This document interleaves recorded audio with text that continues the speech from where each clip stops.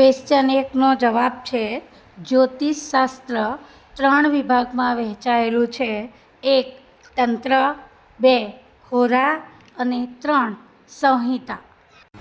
Question number 2નો જવાબ છે ભારતમાં મેંગેનીઝ ઝારખંડ, રાજસ્થાન, મહારાષ્ટ્ર, ઓડિશા, કર્ણાટક અને આંધ્રપ્રદેશમાંથી મળી આવે છે. ક્વેશ્ચન નંબર 3નો જવાબ છે આર્થિક વિકાસ એટલે એવી પ્રક્રિયા જે લોકોની માથાદીઠ આવકમાં સતત વધારો થતો રહે અને જીવન ધોરણ સતત ઊંચું આવે એને આર્થિક વિકાસ કહેવાય. ક્વેશ્ચન નંબર 4નો જવાબ છે પહેલાંના જમાનામાં સંદેશાવ્યવહાર ઢોલ વગાડીને, ધુમાડા ઉત્પન્ન કરીને, કબૂતરો દ્વારા અને પશુઓ દ્વારા સંદેશાવ્યવહાર થતો હતો. ક્વેશ્ચન નંબર 1નો જવાબ છે આંતરિક વ્યાપાર એટલે દેશના અંદરના ભાગોમાં એક રાજ્યમાંથી બીજા રાજ્યમાં ચીજ વસ્તુઓની આયાત નિકાસ કરવાની પ્રક્રિયા. ક્વેશ્ચન નંબર 2નો જવાબ છે રજ્જુ માર્ગ યાને કે રોપવે ક્યાં આવેલા છે? પાવાગઢ, સાપુતારા, અંબાજી ખાતે રજ્જુ માર્ગ એટલે કે રોપવે માર્ગ આવેલા છે.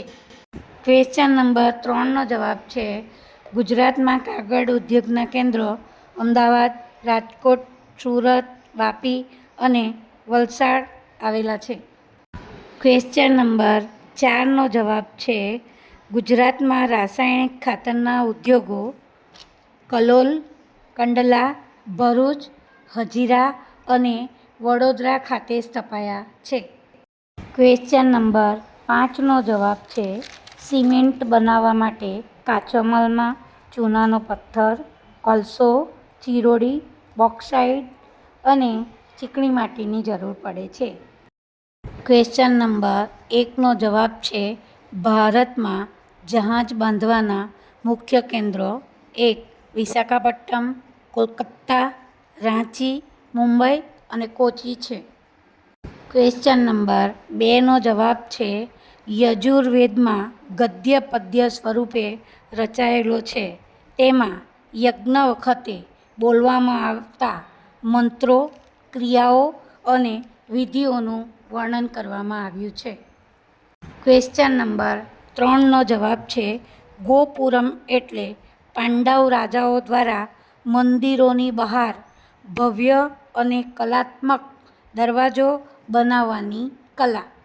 ક્વેશ્ચન નંબર 4નો જવાબ છે અથર્વવેદમાં અનેક પ્રકારના કર્મકાંડો અને સંસ્કારોનું માહિતીનું વર્ણન કરવામાં આવ્યું છે. ક્વેશ્ચન નંબર 5નો જવાબ છે ક્ષમતા એટલે એવા વિધાનો જે બાળક શું જાણશે, શું કરવા સક્ષમ બનશે અથવા કોઈ અભ્યાસક્રમ કે કાર્યક્રમ પૂર્ણ કર્યાના અંતે શું પ્રદર્શિત કરી શકશે એ સૂચવે છે.